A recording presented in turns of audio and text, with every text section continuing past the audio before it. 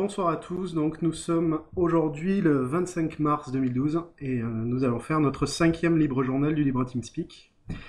Nous sommes ravis d'animer ce nouveau libre journal où nous allons faire une spéciale présidentielle.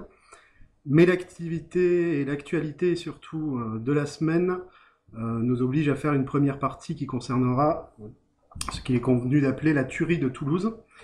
Donc ce libre journal aura trois parties, la tuerie de Toulouse d'abord, la spéciale présidentielle ensuite, et nous finirons avec Magali qui interviendra pour nous parler de la gouvernance économique européenne.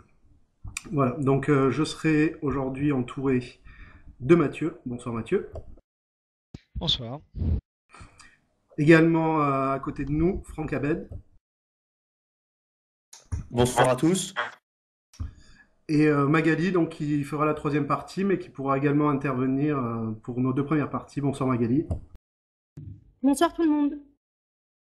Donc nous avions également Simon qui devait être là, mais il est un petit peu en retard. Il arrivera un peu après. Écoutez, on va commencer tout de suite ce libre journal en parlant donc de cette fameuse tuerie de Toulouse. Donc un plan en trois parties également. Je voudrais qu'on parle dans un premier temps des faits, de l'événement lui-même. Ensuite, plus de Mohamed Merah, pour savoir un petit peu qui il est. Alors, on parlera à la fois de qui il est officiellement, puisqu'il y a beaucoup d'informations qui circulent, et on parlera peut-être également des quelques rumeurs qui commencent à circuler sur lui, alors qui ne sont pas toutes vérifiées, évidemment.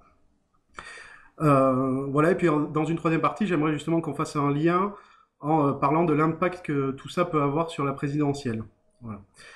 Donc, les faits, tout simplement, 19 mars 2012, un homme casqué monté sur un scooter ou une moto a garé son engin devant l'école juive Ozar à Torah, proche du centre de Toulouse.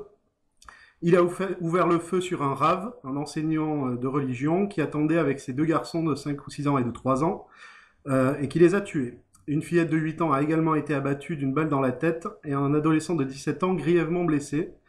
L'homme a ensuite pris la fuite en deux roues et les témoins à l'époque ont tous signalé son sang-froid. Voilà. Alors évidemment, au bout de quelques jours, il a été fait un lien avec un événement qui avait été évidemment signalé par la presse, mais qui ne faisait pas encore autant de bruit. C'était la tuerie de Montauban, où 3 militaires donc ont été attaqués eux aussi et ont été tués eux aussi. Et apparemment, donc, il s'agissait de la même personne. Voilà. Donc la suite, on la connaît. Mercredi 21, le RAID, une unité spéciale de la police, commence un siège qui va durer 32 heures à l'appartement de Mohamed Merah. Mohamed Merah étant donc le suspect présumé. Et ce siège va se conclure le lendemain, le jeudi 22, en fin de matinée, où un nombre de coups de feu assez gigantesque. On parle de 300 tirés par les gens du raid et de plus de 30 tirés par le suspect. Voilà, et donc à la fin, dans une scène rappelant les meilleures scènes de Matrix, le suspect va être tué d'une balle dans la tête en sautant de son balcon. Voilà, donc ça, ce sont les faits. Donc évidemment, on a eu une énorme émotion dans le pays, des minutes de silence organisées dans les écoles, dans les matchs de foot, et à toute occasion possible et imaginable. Nous avons eu également des politiques, de nombreux candidats à la présidentielle qui se sont rendus à Toulouse pour montrer leur solidarité, et également à la cérémonie militaire qui a été organisée pour rendre hommage aux militaires tués. Et nous avons eu également toute la communauté internationale qui s'est signalée pour envoyer ses condoléances, ses messages de soutien devant cet acte antisémite, puisque donc 3 juifs ont été tués. Voilà. Donc déjà, j'aimerais savoir un petit peu comment vous, chers camarades, vous avez vécu cette semaine. Qu'est-ce que vous a inspiré cette affaire? Donc je pense qu'il y a énormément de choses à dire, mais commençons par là. On va laisser de côté, donc, comme je l'ai dit, la personnalité de Mohamed Merah, puisqu'on en parlera dans un second temps. Oui, alors moi je tiendrais simplement à rappeler que le premier libre journal que l'on a fait se déroulait au mois d'août et c'était juste après la tuerie d'Oslo et la fusillade menée par Anders Behring Breivik. Donc là, on ne va pas parler des personnalités de ces deux personnes, dont on fera peut-être un parallèle un peu plus tard. En tout cas, effectivement, énorme présence médiatique, un écho considérable, je ne vous l'apprends pas. Et il faut dire quand même que c'est une première en France, enfin, une fusillade dans une école. Ça ne s'était à ma connaissance jamais produit. Ça s'était produit en Allemagne par exemple, à Erfurt en 2002 ou à Winnenden à côté de Stuttgart en 2009. Ça s'était passé aux États-Unis, notamment à Columbine où ça avait donné l'occasion à Michael Moore de faire Bowling for Columbine. Voilà, et puis évidemment l'aspect confessionnel et la population touchée, c'est évident que là ça a engendré un retentissement plus important encore. Alors avant de demander sa réaction à Franck, je voulais accueillir donc Fiorentino, le Florentin, qui avait participé à une émission spéciale blogueur. Donc bonsoir Fiorentino. Bonsoir. Donc merci pour ta présence. Donc Franck, que t'a inspiré cette semaine? Bonsoir à toutes et à tous. D'abord, merci d'être très nombreux. Merci au TeamSpeak de me donner la parole une nouvelle fois. Bah, le premier commentaire qui me vient à l'esprit, la première chose qui m'est tout de suite apparue comme une évidence, c'était la question suivante. Si la fusillade avait eu lieu devant une école catholique, est-ce que ça aurait eu autant de portée? Est-ce que les médias auraient accordé autant d'attention? Est-ce que les politiques auraient prétendument, faussement arrêté ou du moins suspendu plus exactement leur campagne présidentielle? Donc poser la question, c'est déjà y répondre. Ensuite, comme d'habitude, notre système en place, médiatico-politique, a joué sur l'émotion, a joué sur les sentiments, et de tout cela, bien évidemment, ça ne permet pas de proposer des saines réflexions, parce que tout le monde le sait, quand les gens pleurent, quand les gens sont énervés, quand les gens sont excités, tout de suite, la réflexion n'est pas présente. Alors par contre, au niveau d'analyse politique, ce qu'on peut tout de suite remarquer, c'est que dès cette semaine, les camps sont clairement en présence. C'est-à-dire qu'on a d'un côté les gens comme moi, qui sont, on va dire, les sceptiques, qui expriment l'idée suivante que la version officielle pose problème. Et là, donc, il y a ce camp-là. Il y a le camp on va dire, des musulmans fanatiques qui sont contents de cet acte. Et puis d'un autre, il y a tous les gens que je dirais qui sont du système, ou du moins proches du système, plus exactement judéophiles, qui se servent de ce prétexte pour justement faire ce qu'on appelle le choc des civilisations en France, pour justement, grosso modo, dresser blanc, franco, enfin plus exactement judéo-chrétien contre le monde musulman. Et là, ça me rappelle un livre que je viens de lire récemment, qui est Poussière dans l'espoir, où justement on assiste à un attentat en France qui permet de justifier un choc en Iran. Donc la première chose, voilà, donc pour résumer ma position, je pense qu'il faut raison garder. La deuxième chose, c'est que je ne tombe pas dans l'émotion et dans le sentimentalisme. Ce ne sont pas des Français qui sont morts. Le jour J, il y a une Française qui a été retrouvée dans des toilettes publiques morte, apparemment violée. Il n'y a pas eu d'émotion dans le pays. Et donc, le deux poids, deux mesures est totalement affligeant. Et ce qui est d'autant plus affligeant d'un point de vue politique, c'est qu'on voit déjà que le bloc identitaire se place dans cette logique de choc des civilisations, parce qu'aujourd'hui, ils ont lancé des communiqués de presse, une campagne de presse, Mera, chance pour la France. Donc je pense que là, il y a un piège qui est tendu par le système dans lequel il va pas falloir tomber. Alors merci Franck. Alors je m'attendais pas du tout à ce que tu cites mon livre dès le début, donc bah, je t'en remercie. Effectivement, ça me permet de dire que je viens de publier Poussière dans l'espoir. Et c'est vrai que justement, j'imaginais dedans un attentat qui se commettrait en France un petit peu sur le modèle du 11 septembre. Et alors j'imaginais quelque chose qui ressemblait plus au 11 septembre, c'est-à-dire quelque chose d'assez grandiose, alors que bon, c'est quand même un peu à la française ici, c'est-à-dire quelque chose qui reste beaucoup dans l'émotion, mais pas dans l'hollywoodien. Mais je pense qu'effectivement, sur les conclusions que j'en tire dans le livre, il y a beaucoup de choses qui risquent de se produire ici. Alors évidemment, on voit déjà la façon dont l'islam est visé, c'est-à-dire tout de suite, on a à nouveau droit à Al-Qaïda. Alors Al-Qaïda qui ouvre des filiales régulièrement, hein, Al-Qaïda Maghreb, voilà, ACMI, Al-Qaïda tout court. Alors à chaque fois qu'il y a quelqu'un qui fait quelque chose, c'est Al-Qaïda. On ne sait pas trop d'où ça vient, on ne sait pas ce que c'est, on sait pas qui est le chef. Bref, en tout cas, ouais, enfin des événements très très particuliers effectivement. Alors la composante juive, parce qu'il faut effectivement en parler, tu en as parlé très justement. La composante juive a énormément joué dans cet attentat puisque bah, tout d'un coup, des militaires qui se faisaient tuer en dehors d'un théâtre d'opération, parce qu'à la limite qu'on me dise, bon, les militaires qui se font tuer quand ils sont sur un théâtre d'opération à la guerre, bon, voilà, ça, c'est pas, j'allais dire, c'est pas très grave. Encore heureux que ça ne soit pas ça, mais euh, disons que ça, on s'y attend plus. Là, il s'agissait de militaires, mais qui étaient en civil. Ils étaient rentrés chez eux, ils n'étaient pas sur un théâtre d'opération.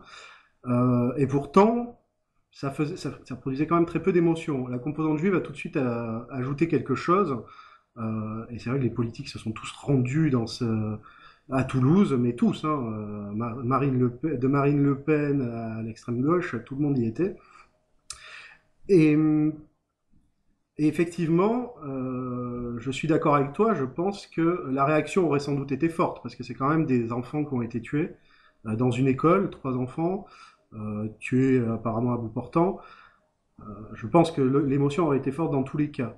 Mais là, le fait est que ça a pris une tournure internationale. Et sur le côté international, je pense qu'il ne faut pas se leurrer. Sans la composante juive, et notamment Israël qui a aussi mis son grain de sel, ça n'aurait pas fait un tel tollé. Donc, bah, écoutez, j'accueille encore quelqu'un d'autre qui avait aussi un petit peu de retard, qui est mon camarade Simon. Donc, bah, écoute, bonsoir Simon. Oui, bonsoir Anthony. Simon, comment est-ce que tu as vécu cette semaine? Pardon? Je te demandais comment tu as vécu cette semaine, ces événements, quelle a été peut-être ta réaction première quand tu as entendu ce qui s'était passé, et puis peut-être une réaction avec un peu plus de recul au bout de quelques jours.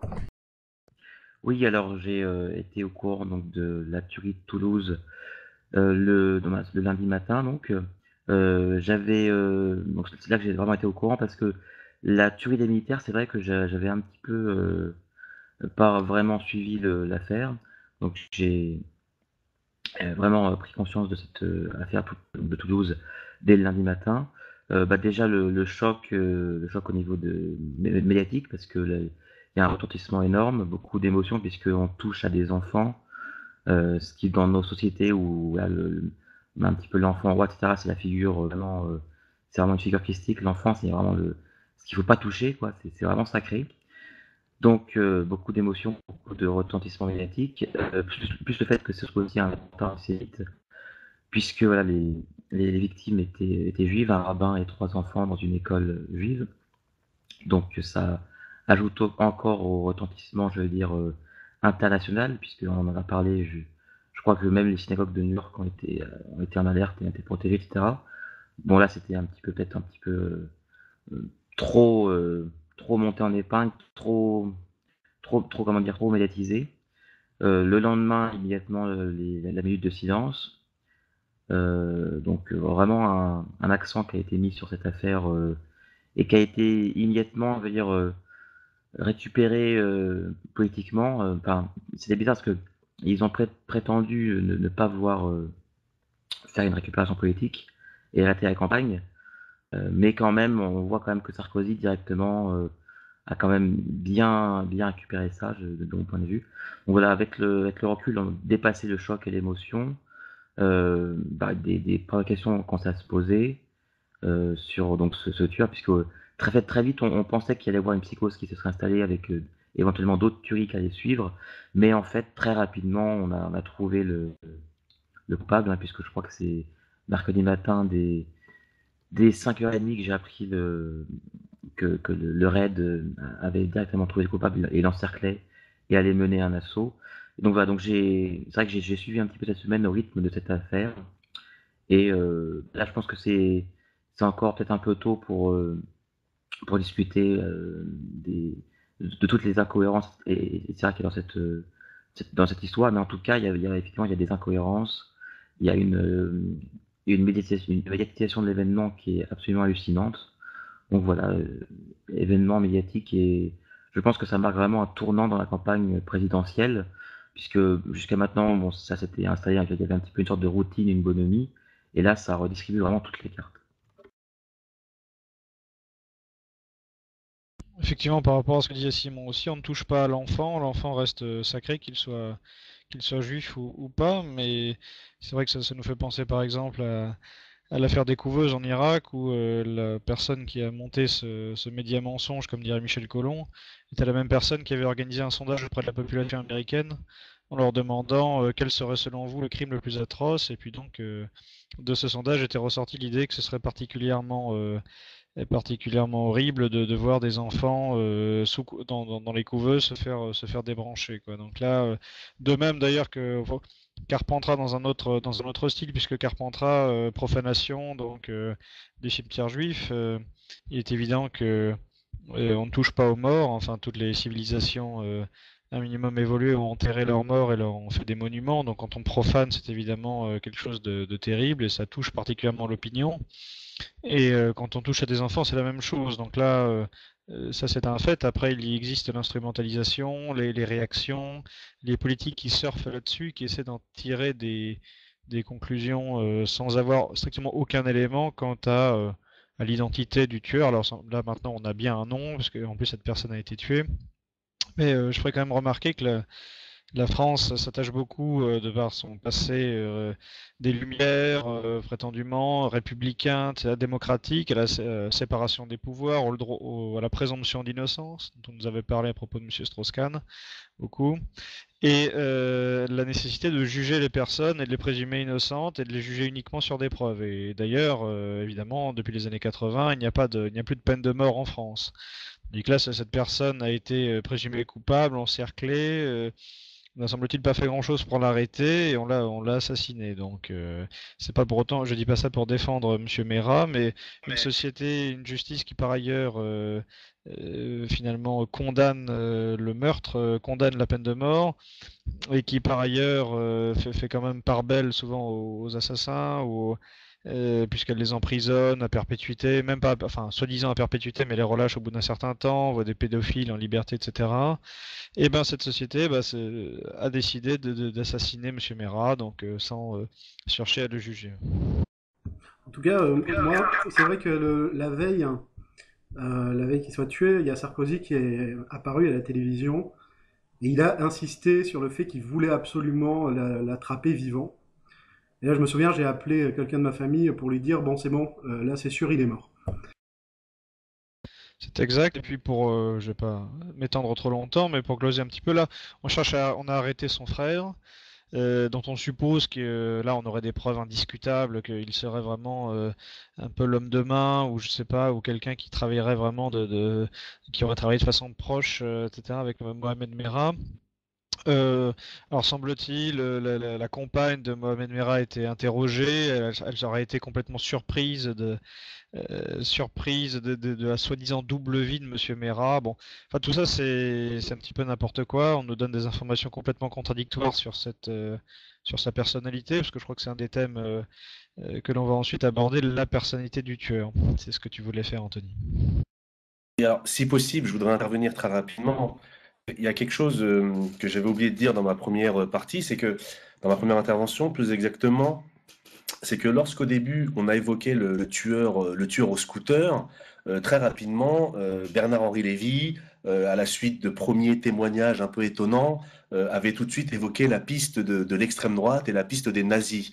Soi-disant, le tueur portait toujours un casque intégral, mais des personnes auraient vu ce tueur présenterait des yeux bleus, voire même une cicatrice sous ses yeux. Donc ça, c'est très étonnant. Et la chose qui est très marrante, c'est que Bernard Anthony a tout de suite pointé du doigt l'extrême droite nazie, a tout de suite, les médias, certains médias ont commencé un peu à en parler, à évoquer la piste, pour être clair, des skinheads. Et apparemment, nos chers hommes politiques et nos chers journalistes ne connaissent pas le milieu skinhead, parce qu'il ne faut pas se voiler la face. 90% des skinheads sont trop imbéciles et surtout sont trop bourrés et totalement incompétents pour tuer de sang-froid 3 personnes, comme selon le procédé utilisé par Mera. On a même vu un journaliste qui a réagi sur ce sur ce compte Twitter. Ah, dommage que ça ne soit pas un nazi. Donc en fait, comme d'habitude, dès qu'il se passe quelque chose d'un peu compliqué, pour ne pas dire autre chose, autour de la communauté, la fameuse communauté, tout de suite on pointe du doigt l'extrême droite, ou prétendument extrême droite, alors qu'aujourd'hui on s'aperçoit que la piste d'extrême droite est totalement fausse.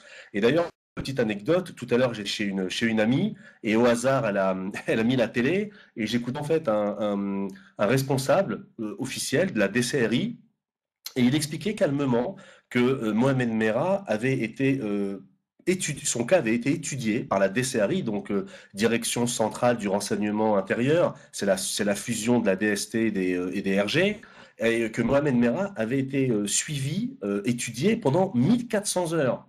Et donc aujourd'hui, c'est-à-dire que les gens du système et les médias qui reprennent abondamment les mensonges diffusés par les autorités en place, nous dessert en fait la piste d'une personne. Alors, un coup, on sait qui elle est, un autre coup, on ne sait pas qui elle est, un autre coup, on sait qu'elle a étudié, qu'elle est partie soi-disant en Afghanistan, soi-disant également, j'ai lu également en Irak. Et puis tout à l'heure, un officier nous explique que Mera était poursuivi son cas a été étudié pendant 1400 heures de filature. Donc, si vous préférez, voilà, je pense qu'il y a vraiment peut-être pas une manipulation, mais je pense qu'il y a des choses pas claires. Je pense qu'il faut raison garder. Et je pense que cette affaire va être vraiment révélatrice de l'état d'esprit de toutes les personnes qui essaient de faire de la politique ou qui essayent de comprendre les grands enjeux de notre époque, à savoir entre les personnes qui vont justement jeter de l'huile sur le feu, et là je pense notamment au bloc identitaire. Il y a des personnes, et j'espère en faire partie, qui vont justement essayer de démystifier et de démasquer les pièges qui nous sont tendus, parce que cette histoire n'est pas innocente. Et tout à l'heure, un intervenant en avait parlé. Une des premières réactions qui m'est venue après justement le fait de raison garder, le fait du deux poids deux mesures, c'est je me suis dit, est-ce qu'on n'a pas affaire à un Carpentras bis? D'ailleurs, on a vu que la une de Charlie Hebdo, ça a été évidemment Jean-Marie Le Pen, alors évidemment avec une gueule pas possible, en train de dire, donc le titre c'était attentat antisémite à Toulouse, je crois, et le commentaire de Jean-Marie Le Pen sur cette une, c'était ceci est un détail de la campagne présidentielle. Donc tout de suite, hein, alors c'était avant que Mohamed Merah soit identifié, mais tout de suite ça n'a pas traîné, quoi. Les spécialistes du genre ont tout de suite mis en cause le FN. D'ailleurs, j'estime, moi, personnellement, qu'ils se sont décrédibilisés totalement, encore plus qu'ils ne l'étaient déjà par leur traite. Enfin, je parle des gauchistes, bien sûr, hein, Mélenchon et compagnie, qui eux, disent que le FN fait de la récupération, mais je me demande ce que eux font, quoi. Je veux dire, ils ne font que ça, quoi. Leur métier, quasiment, quoi. Ils ne parlent que du FN, donc il y a des questions à se poser, effectivement, là-dessus. Quand on s'est aperçu que c'était un musulman, eh bien, effectivement, les gens se sont, comment dire, quand on s'est aperçu que c'était effectivement un musulman, il y a certaines personnes qui sont revenues bien vite en arrière. Et voilà, où on rebondit directement, comme Mélenchon qui a rebondi directement. Donc il y a des questions à se poser sur le traitement de l'affaire. Et pour moi, juste pour donner mon avis rapidement sur l'affaire en elle-même, alors, moi j'ai été comme tout le monde, c'est-à-dire j'ai été aussi ému de voir qu'il y avait des gosses qui s'étaient fait exécuter. Voilà, c'est émouvant, c'est sûr. Alors en plus, pour la médiacratie, ce sont des victimes juives, donc il y a une dimension épique supplémentaire, si je puis dire, qui fait qu'on en a mangé matin, midi et soir. Donc voilà, moi j'ai eu le même sentiment que quand j'ai vu les 16 gosses tués en Afghanistan, si vous voulez, par le taré américain, le militaire américain. C'était le même sentiment. Alors il y a une dimension supplémentaire par le fait que cela se soit passé en France, pardon. Et voilà. Donc, mais ce qu'il faut dire effectivement au final aussi, c'est que ça sert effectivement toujours les intérêts des mêmes euh, qui cherchent effectivement à nous montrer du doigt les musulmans pour nous faire éviter de regarder vers certaines directions qui sont les causes globales de la crise sociale, sociologique et économique qu'on vit actuellement. Voilà. C'est pratique, on a Breivik pour les nationalistes qui commettent des attentats, et maintenant on a Mohamed Merah pour les islamistes qui commettent des attentats. Exactement. Donc, ouais, je suis d'accord avec ça. Alors, je voulais vous lire un article de l'Express pour faire le lien avec ce que disait Franck Abed il y a quelques instants. Alors, l'article est un petit peu long, mais je pense que c'est important quand même de voir quelle est, j'allais dire entre guillemets, la version officielle sur qui est Mohamed Merah. Donc, je vous lis ça. Donc, pardon. Dans un entretien au Monde, donc, Bernard Scarsini, qui est le patron de la Direction centrale du renseignement intérieur, donc la DCRI dont nous parlait Franck tout à l'heure, détaille son parcours qui se serait déroulé hors des sentiers balisés du djihadisme international. Mohamed Merah a passé du temps chez son frère au Caire après avoir voyagé au Proche-Orient, Turquie, Syrie, Liban, Jordanie et même Israël, selon Scarsini. Ce touriste, entre guillemets, aurait même été brièvement interpellé à Jérusalem, en Israël, porteur d'un couteau. Entendu brièvement dans un commissariat, il est relâché. Donc là, on est en 2010. Hein. Puis Merah gagne l'Afghanistan via le Tadjikistan.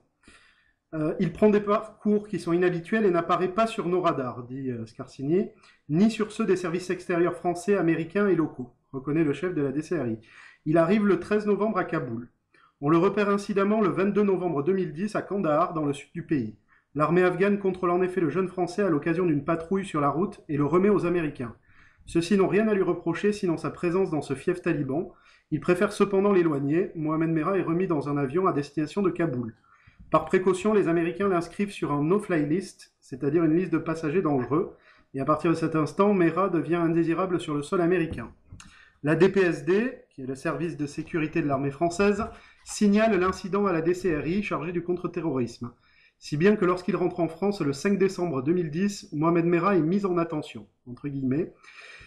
Donc, au cours du premier semestre 2011, la Direction régionale du renseignement intérieur, la DRRI, à Toulouse, le prend en filature. Il s'agit, comme disent les policiers, de faire une tranche de vie pour voir qui il fréquente et quel est son comportement. Aucun clignotant ne s'allume, pas d'activisme idéologique, pas de fréquentation de la mosquée, assure Scarsini au Monde. Le départ au Pakistan de Merah sur un vol régulier n'est, semble-t-il, pas signalé. Les policiers en sont avisés indirectement, là aussi. Ils ont en effet décidé de convoquer Merah pour clarifier les conditions de son voyage de 2010 en Afghanistan, et pour savoir ce qu'il a vraiment dans le ventre. À cette date, les services de renseignement savent déjà que le jeune homme visionne des vidéos de décapitation sur Internet. Une mère de famille a même alerté la justice, indignée qu'on ait imposé ces visions d'horreur à son jeune fils. Cette convocation au commissariat prend la forme d'un simple entretien administratif et non judiciaire, puisqu'il n'y aurait pénablement rien à reprocher à Mohamed Merah. Contacté par la police, les proches de celui-ci indiquent qu'il est absent de Toulouse, puisqu'il se trouve au Pakistan.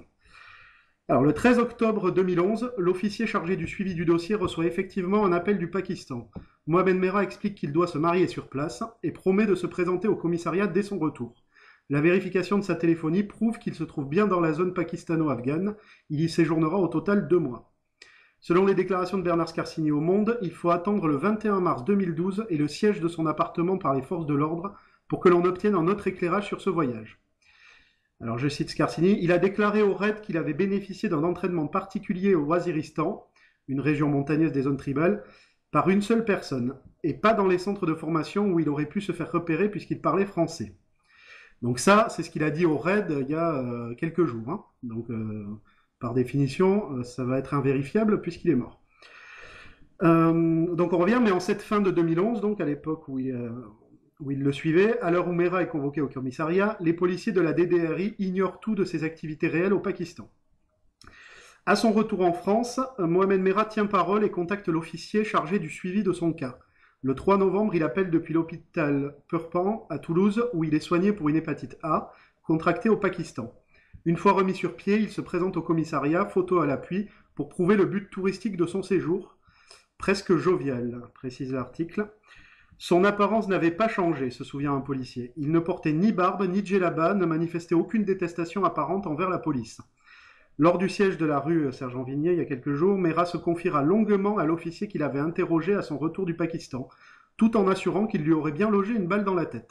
Voilà, là aussi, invérifiable, puisque justement, c'est lui qui a pris la balle dans la tête. Par précaution, en décembre 2011, la DCRI décide d'inscrire le nom de Mohamed Merah au fichier des personnes recherchées, FPR. Il ne s'agit pas d'une demande d'arrestation, mais d'un moyen de vérifier discrètement ses déplacements, sans pour autant mettre en place une surveillance lourde. Chaque passage de frontière doit être signalé. Et en cas de contrôle, policiers, gendarmes ou douaniers doivent rendre compte au siège de la DCRI à Levallois-Perret. Mera se fait oublier, se fondant dans le décor, jusqu'au crime.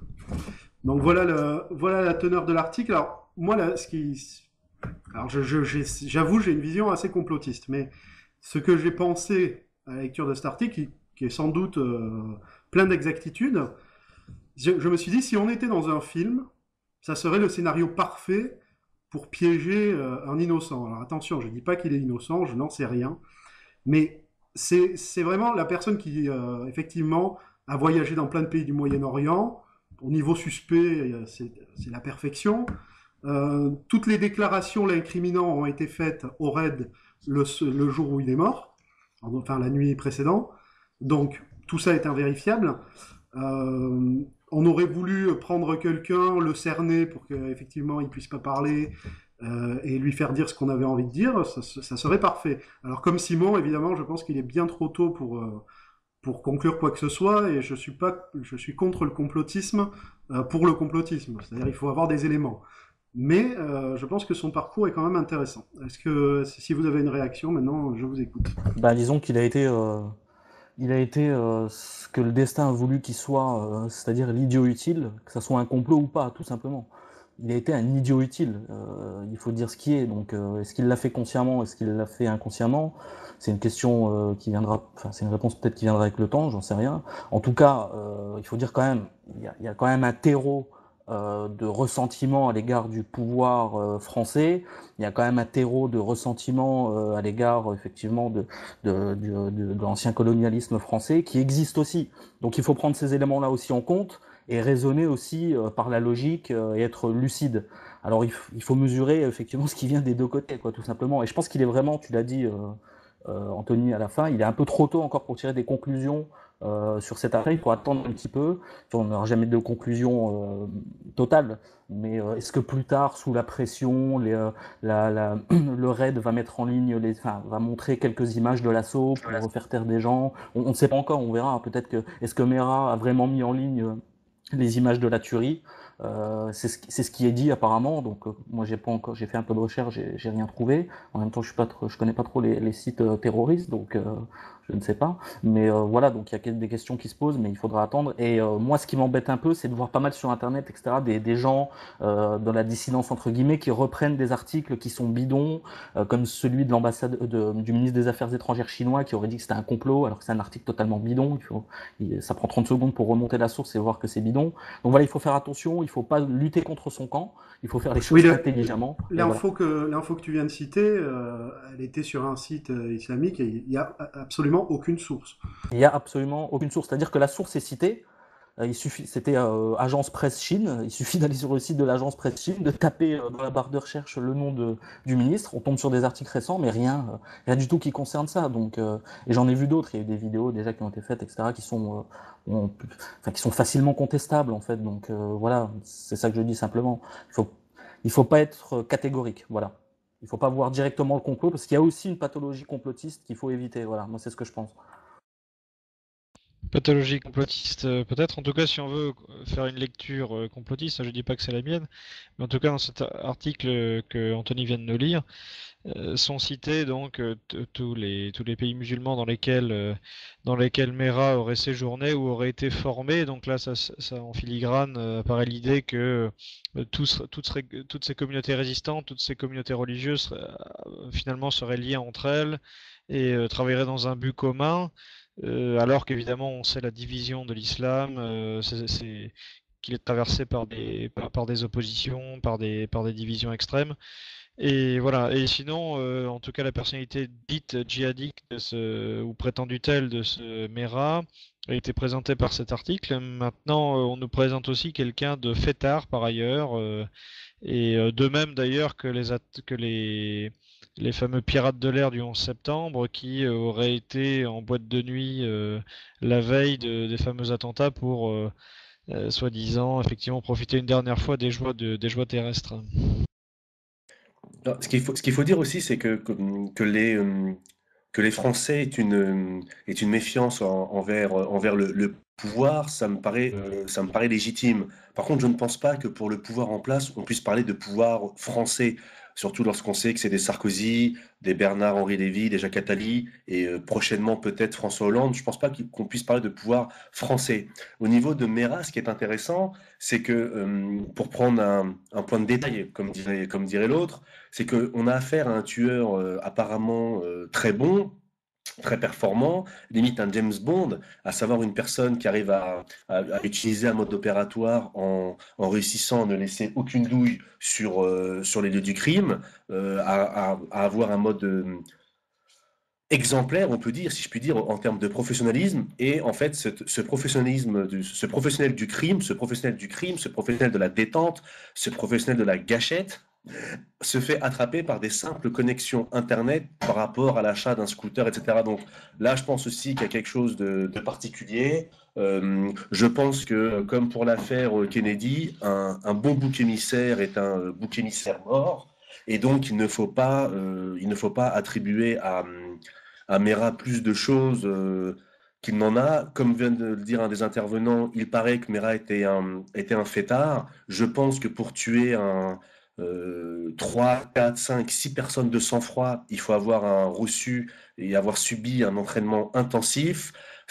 A priori, je ne pense pas que Mera soit dans ce cas de figure. Donc, je pense que dans les jours qui viennent, dans les mois qui viennent, nous aurons peut-être des éléments qui vont nous permettre de comprendre la vérité. Malheureusement, à cause de l'emballement médiatique, à cause de certains groupes politiques, notamment le bloc identitaire ou notamment les mouvements politiques en place, on est justement affaire à une montée des tensions qui va justement jeter l'opprobre sur le musulman et nous empêcher de voir qui contrôle réellement, qui tire réellement les ficelles. Donc en fait, là, toutes ces discussions que nous avons sur la crédibilité de Mera posent comme d'habitude le problème de savoir qui tire les ficelles. Et c'est vrai que là, on est vraiment... les Français sont choqués, pas plus tard que tout à l'heure à 7 à 8, il y a eu un reportage réalisé avec la femme du rabbin qui a été tué et son papa. Donc pareil, comme d'habitude, un reportage très émouvant, très bien fait comme d'habitude sur la forme. Bon, moi, à titre personnel, ça m'a pas vraiment ému, mais c'est toujours genre de voir nos chers démocrates épris de justice, épris de liberté, se voir se complaire suite à l'assassinat, c'est-à-dire une exécution d'un jeune homme qui reçoit une balle dans la tête. Tout ceci a de réflexion. Alors je vais reprendre la parole pour dire qu'il y a quand même eu des réactions de gens du GIGN.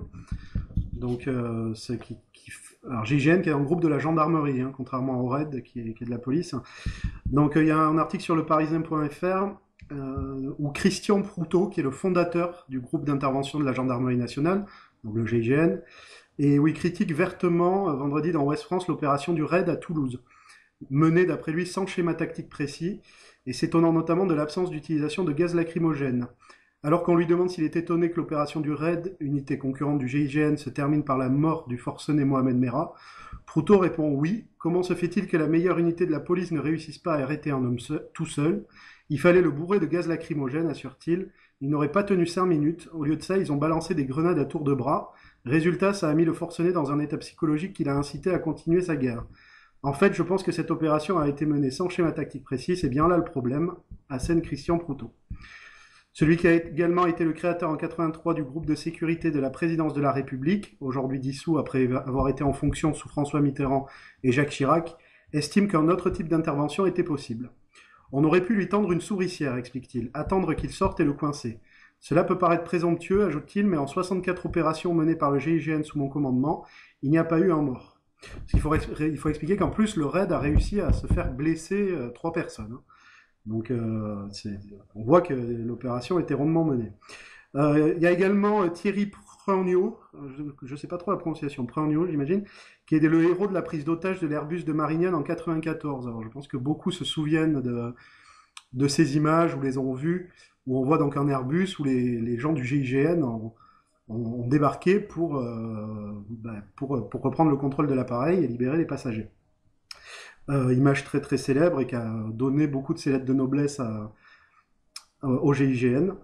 Donc Thierry Pragno dit 32 heures et 50 policiers pour un mec tout seul dans un appartement de banlieue de 40 mètres carrés, même s'il est lourdement armé, faut pas me la faire. J'ai fait les comptes, Mera avait avec lui un fusil à pompe, un Uzi, une Kalachnikov et un pistolet 9 mm. En supposant qu'il a utilisé toutes ces armes en même temps, ce qui est fort improbable, et que les chargeurs étaient pleins, il a tiré 70 cartouches maximum. Maintenant, il faut m'expliquer comment le raid a pu en tirer 300.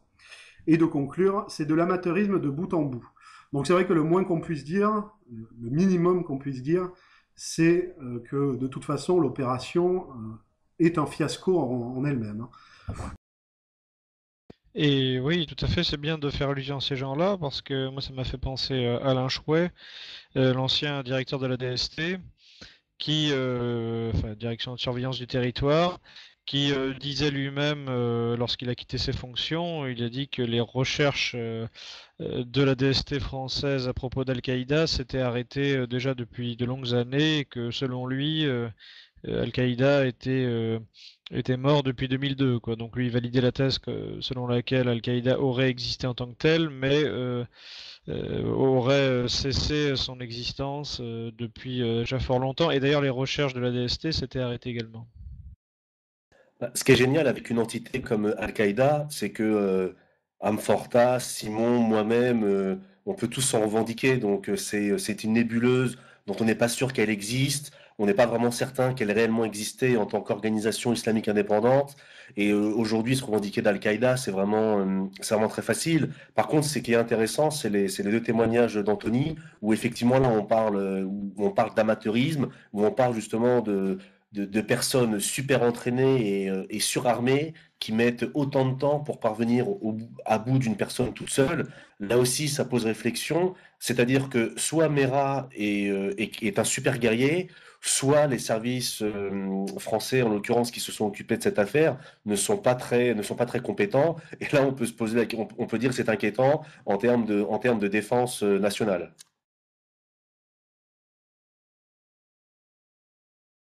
Mais bon, en tout cas, effectivement, Anthony a mentionné tout à l'heure les réactions immédiates qui sont venues d'Amérique, d'Israël bien sûr, et de Netanyahou notamment, pour venir rendre hommage aux victimes. Il est évident qu'on ne peut pas faire abstraction de la situation diplomatique internationale, entre autres parce que Mera a été un peu partout, semble-t-il, au Moyen-Orient, mais pas seulement, parce qu'évidemment, l'Iran est plus que jamais sous les menaces israéliennes. Comment dire, de même que la Syrie, pour des raisons différentes certes, mais de même que la Syrie subit de plus en plus de sanctions, est sujet à plus en plus de sanctions, au moment aussi où Ahmadinejad a reçu de nouveau le professeur Forisson et semble avoir validé ses travaux comme thèse d'État. Il semble que toute cette imbrication diplomatique soit à considérer dans un événement pourtant normalement républicain, enfin d'après la présentation des médias, il est commis sur le sol français par quelqu'un de nationalité française. Mais ce qui est marrant aussi de voir, c'est que d'habitude, quand il y a des crimes commis par des personnes d'origine immigrée, en général, on rappelle pas trop justement qu'ils sont d'origine immigrée. Là, on nous précise à chaque fois et inlassablement qu'il est d'origine algérienne. Il faut pas, faut bien, c'est une information qui doit être reçue et répandue. Je pense que c'est pas un hasard. Et évidemment, l'interrogation, c'est sur la coexistence possible des communautés en tant que telles, puisqu'on nous rappelle bien qu'elles sont des communautés, comme tu disais à l'instant, et avec ce genre d'événement, peut-on garder une coexistence à peu près pacifique? C'est une des questions qui se posent, bien sûr, évidemment, en prenant conscience qu'il y a beaucoup de manipulation là derrière.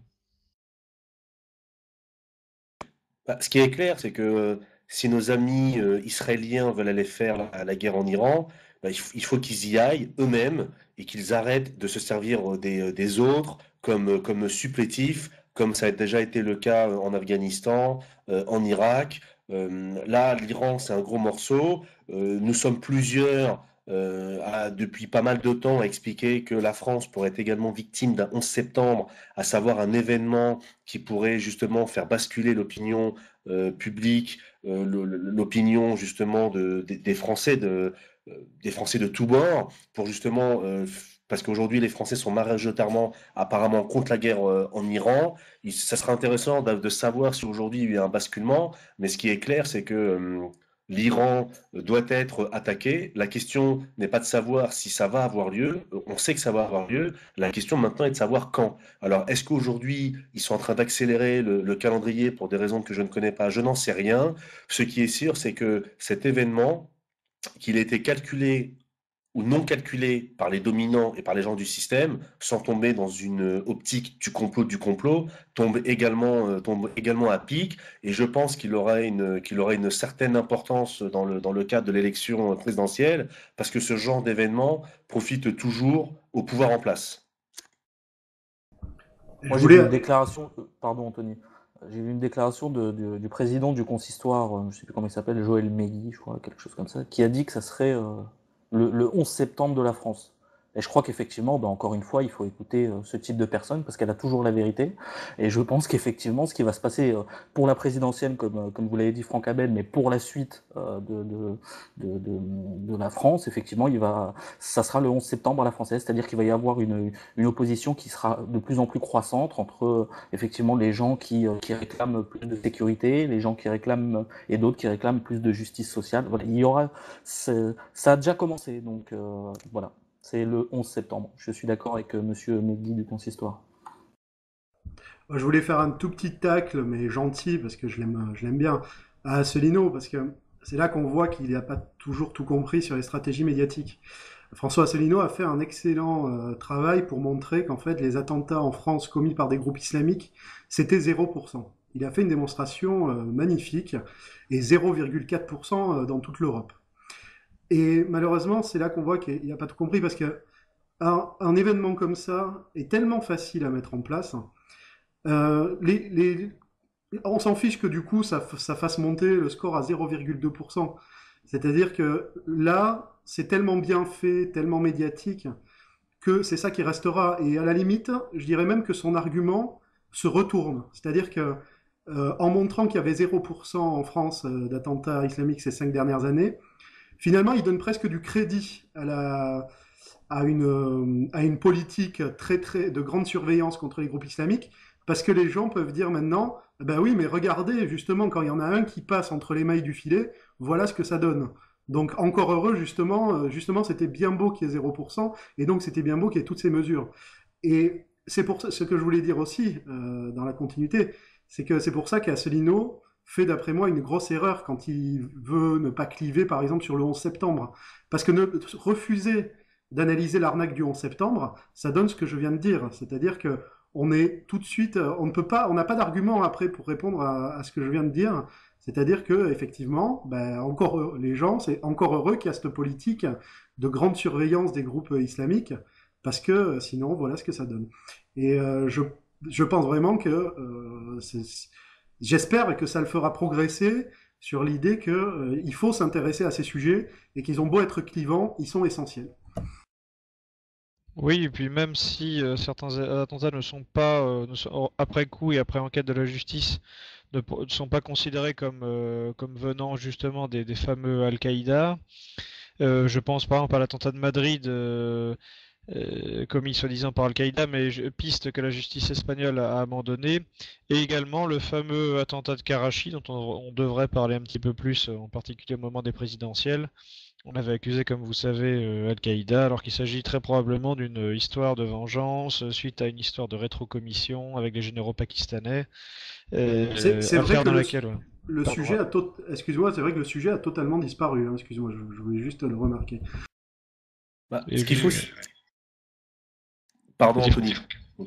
Déjà, ce qu'il faut rappeler, c'est que si Asselineau avait compris beaucoup de choses, il n'aurait pas eu la carrière de haut fonctionnaire qu'il a menée avec entrain, avec joie. Aujourd'hui, M. Asselineau est à la retraite, ses enfants ont sûrement dû faire une bonne école. À 30 ans, il n'a pas pris de risque, et aujourd'hui, il vient faire la leçon, ce qui est un peu pénible. Bon, fin de la parenthèse sur Asselineau, comme ça c'est fait. Par contre, au niveau de Toulouse, on peut également être étonné que la ville de Toulouse soit autant sous le feu des projecteurs. Il y a eu quelques années, il y avait eu l'affaire AZF. À titre personnel, je pense que c'est un attentat. Aujourd'hui, il y a cette affaire dans cette école.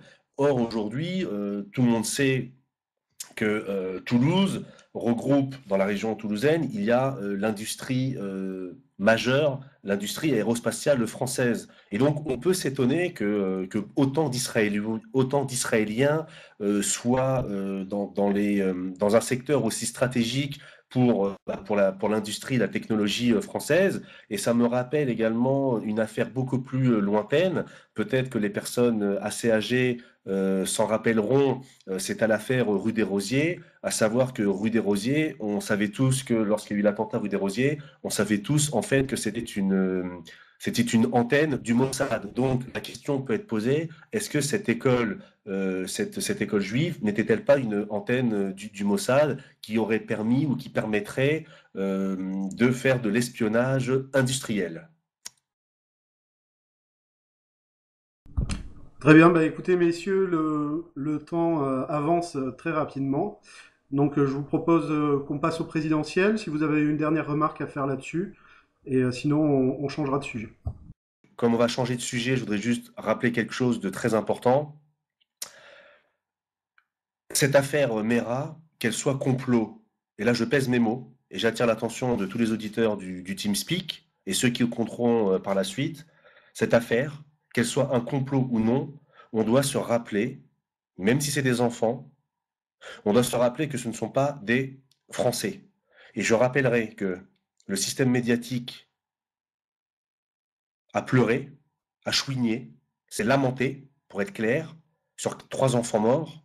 Mais je rappellerai en tant que catholique que tous les ans, il y a 250 000 enfants qui meurent dans le ventre de leur mère, tués de sang-froid. Donc, j'insisterai là-dessus. En 1914, en 1918, les Français ne pleuraient pas pour les soldats allemands. En 39-40, les Allemands ne pleuraient pas pour les soldats français qui étaient morts au combat. Donc aujourd'hui, je pense qu'il faut raison garder. Il y a des Français qui meurent tous les jours. En tant que catholique, il y a des chrétiens qui meurent tous les jours, et pas par 3 ou 4, mais par dizaines, par centaines. Et je pense notamment à Notre-Dame de Bagdad en Irak, où là aussi il y a eu un attentat avec 52 personnes mortes, avec notamment de nombreux enfants survenus en France. Donc en tant que Français et en tant que catholique, je suis plus porté à pleurer et à m'inquiéter du sort de Français, de confrères catholiques. Très bien, bah moi une dernière remarque quand même sur le sujet. Ça m'avait un petit peu impressionné. Alors je suis pas spécialement pro-palestinien, je suis plus éventuellement anti-israélien, mais pas pro-palestinien. Mais j'ai entendu quand même une déclaration formidable dans le jour même hein, de la tuerie. C'est l'ambassadeur d'Israël en France, ou son second peut-être, je ne sais plus, qui a déclaré formidablement que ce crime était atroce, c'était le pire parce que non seulement il s'agissait de civils, mais en plus il s'agissait d'enfants. Et j'ai trouvé cette déclaration extraordinaire venant de lui parce que je me souviens pas qu'il ait été choqué quand Israël balance du phosphore blanc sur des enfants civils palestiniens. Mais peut-être que ce ne sont pas de vrais enfants ou de vrais humains. Moi, je dirais en guise de conclusion pour cette partie que nous avons fait en France un pas de plus vers la société multiraciste.